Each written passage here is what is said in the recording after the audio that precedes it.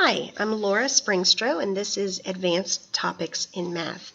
This course is meant for students who have completed Algebra 2, and it should help them prepare for the next course, which is Pre-Calculus.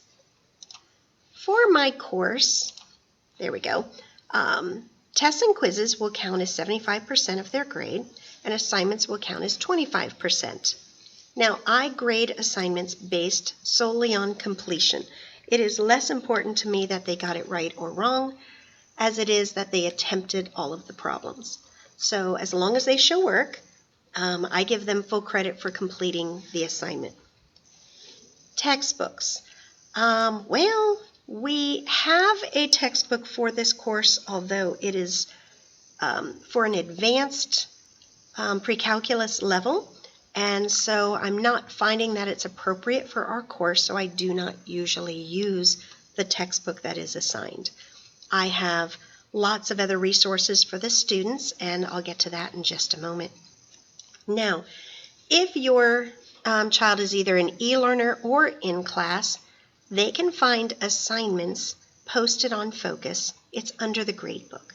So if any student, even if they're absent, wants to find one of my assignments, all they have to do is go to Focus, and you'll see all the different classes. Just click on the grade, not the course, but the grade, and it'll take you directly to my gradebook.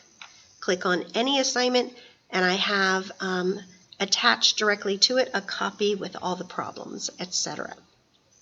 Now, speaking of homework and assignments, homework passes are given to students, one per quarter.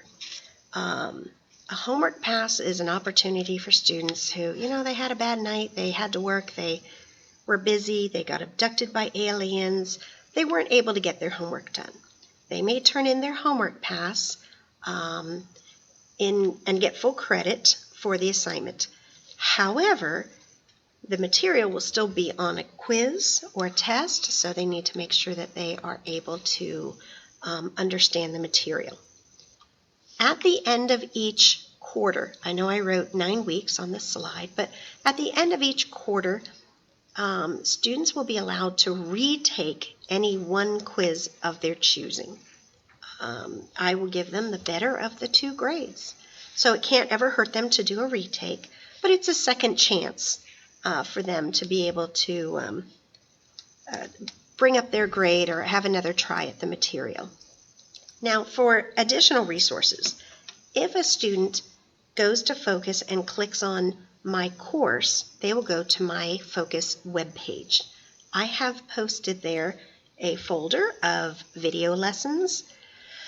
I made a bunch of videos a few years ago, and they are still relevant and pertinent, so I have been posting them as we get to the material that students can use to supplement the class, or maybe if they're absent and they need to catch up on the material, or if they have questions that they just want a little extra help.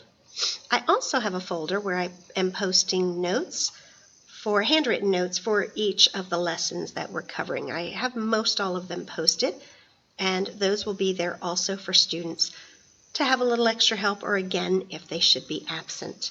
Now, if your child is a brick and mortar student and they are absent, they are always welcome to join the Zoom class that we have if they want to not get behind. And the link is always posted on my Focus web page.